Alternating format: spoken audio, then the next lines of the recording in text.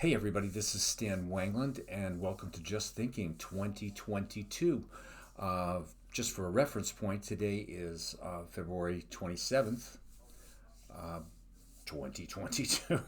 I keep having these memory flashes because I've been up watching all the news and keeping posted with this, incredible issue with the Ukraine and Putin and the West and the Ukrainian people and all the things related to that.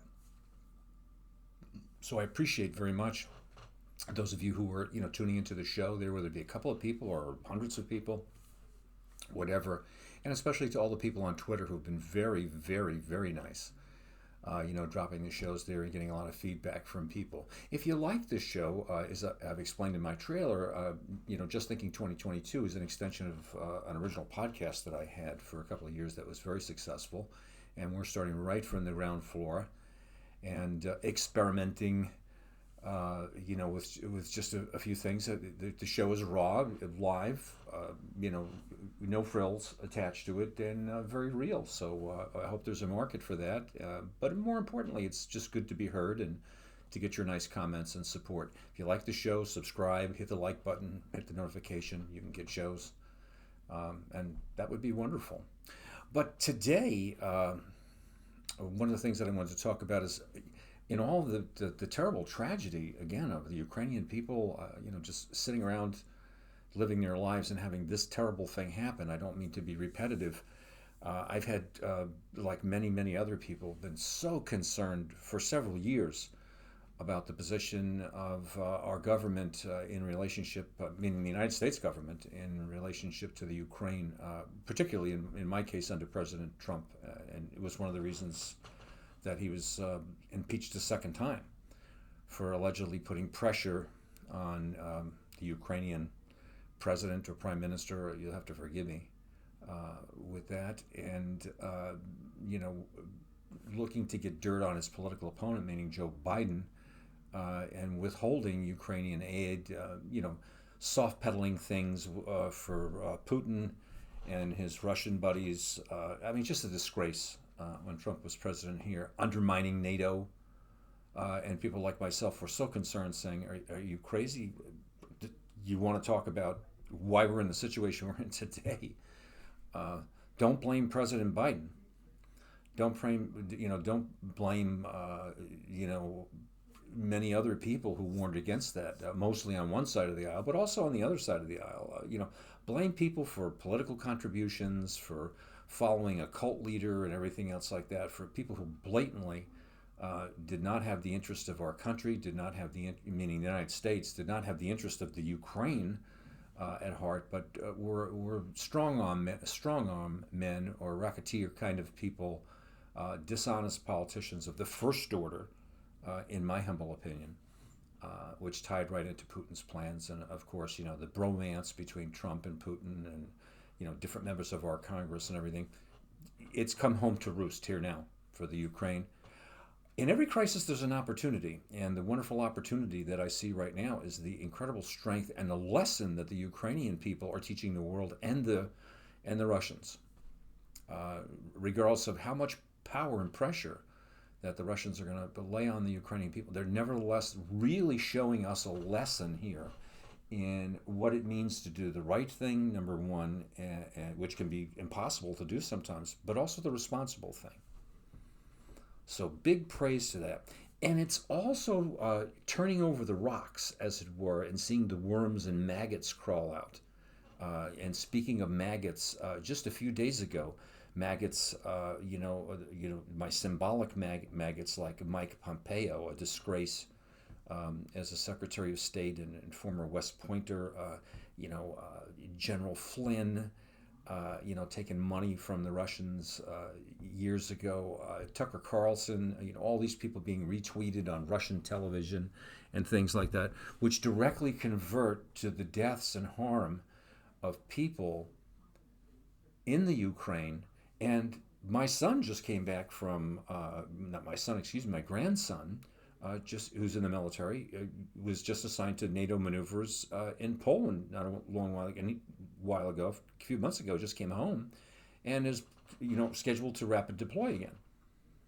So it affects people like me, American citizens. It affects people in Russia. It affects the Ukrainian people. And a few people have to be identified with that, again, where we can't forget that. Not in terms of punishing people, but of saying to Americans now, come on, wake up. You've got a great wake-up call. Obviously, NATO has woken up, and they've had, dispersed their rapid response force of 40,000 people, and Germany is freed up. Things that haven't happened in 70 years, because this is no joke.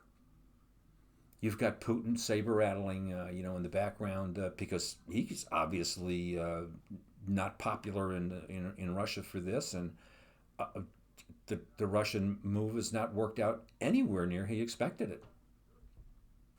But what do we have? We have in our country, and it'll continue to go, people who've been tried every which way to harm you as an American citizen, harm the Ukrainians, harm the NATO alliance, harm democracy, chief of which was former President Trump and his cronies. And they are cronies. And I do have to say that. And you know who they are if you're an American, and if you study American politics, you'll know who they are too. But you just had, for example, Trump, and I did a show just a few days ago, which was, very well received on this limited channel. And Trump calling Putin a genius, and Pompeo with a smiling, a smirking face, Tucker Carlson, other people, singing Putin's praises. What a masterful tactician. Why don't you just aid and abet the enemy of democracy? What a disgrace. However, now that there's a sign that the Ukrainian people are achieving something that's very important, even though the rest of the world may not wish to see that or understand what they're seeing. The very fact that the Ukraine agrees to hold talks with Russia at the Belarusian border, what's that all about? People forget that Nikita Khrushchev, the former premier of the Soviet Union, he went bye-bye shortly after the Cuban Missile Crisis. He pulled a major boner. And it looked like everything was in his favor, and it wasn't. And, the powers that be were not happy with him after that. And goodbye. Now, I don't know, but there are major cracks with a lot of stuff with Putin. This is, not a good thing. Not a good thing for him. And hats off to the Ukrainians, and hats off to the people, like Lieutenant Colonel Vindeman, who lost his job in the military, who, was in charge of these things for the Ukraine, for the United States government, and was vilified by Trump and his cohorts. But listen to President Trump just a few days after this invasion that was supposed to just wipe out the Ukrainian people. Let me just play this, so listen to him. He was calling Putin a genius. Now listen to what he's saying. You never know about bravery. Some people think they're brave and they're not brave, and other people don't think of themselves as very brave and they step up. You never know until you get tested. And he's being tested at the highest level, and so far he's really shown great leadership and great bravery. They say he was an actor or a comedian, and all of that's fine, but he is showing a lot of bravery so far, and hopefully we won't have to need that too much longer, because maybe things can end. This should not happen. This should never have happened. And Putin he said that he thinks that Putin will kill him. Do you think that's true? Well, that's what he thinks. I believe he does think that, and it's probably true. But he's showing great bravery, absolutely. Can you imagine? And this is what racketeers do. This is what real quislings do. And if anybody, here's the term quisling. It's a World War II term about a collaborator with the Germans, a leader of government, quisling.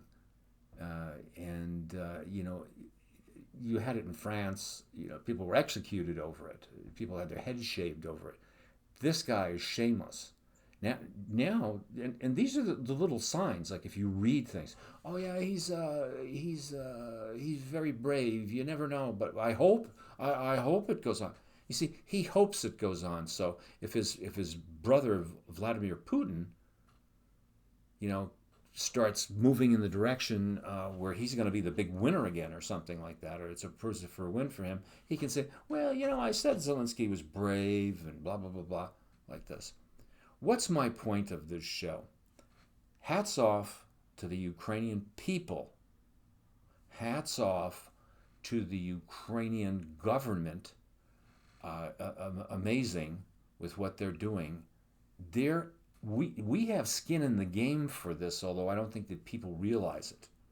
For democracy and for threatening countries that threaten our security and the security of our allies, and they threaten the security of the global environment and our way of life, what we aspire to.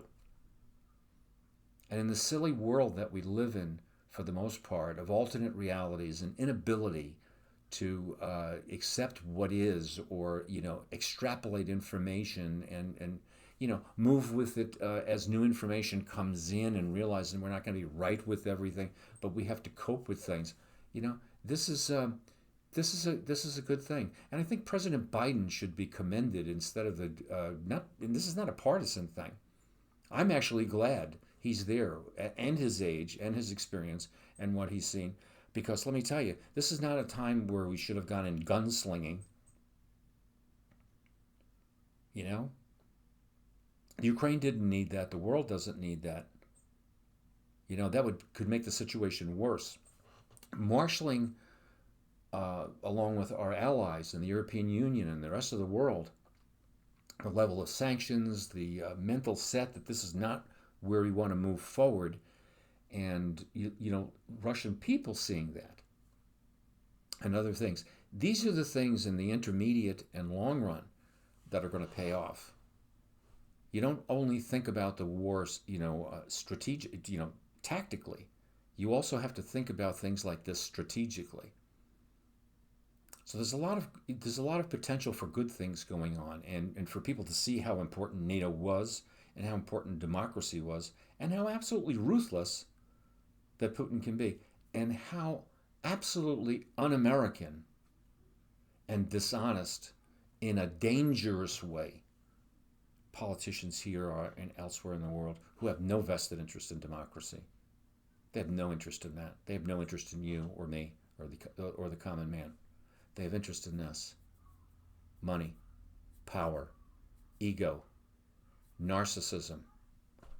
And in many cases, these guys are sociopaths. So, in my opinion, I guess, I think President Trump, to be honest with you, doesn't have a difference of opinion. I think he's been a seditionist and a traitor to our country and a traitor to our way of life. And if you're Ukrainian and in any way, shape, fashion, or form you ever think of supporting him or any cohort, Democratic, Republican, Independent, or what, that doesn't understand that your cause is righteous and noble, then I don't know what to tell you. Not that you're asking me to tell you anything. I admire your straightforwardness. I admire your sense of survival, and I admire that, and the rest of the world should. And yeah, Trump, Pompeo, Tucker Carlson, various Republicans, other politicians who turn their head the other way, it's a wrong thing. And this is one hell of a lesson we're learning right now. One hell of a lesson. So everybody should keep their eyes open. Anyway, that's it for Just Thinking. I hope you enjoyed the show. And if you enjoyed the show, hit the like button.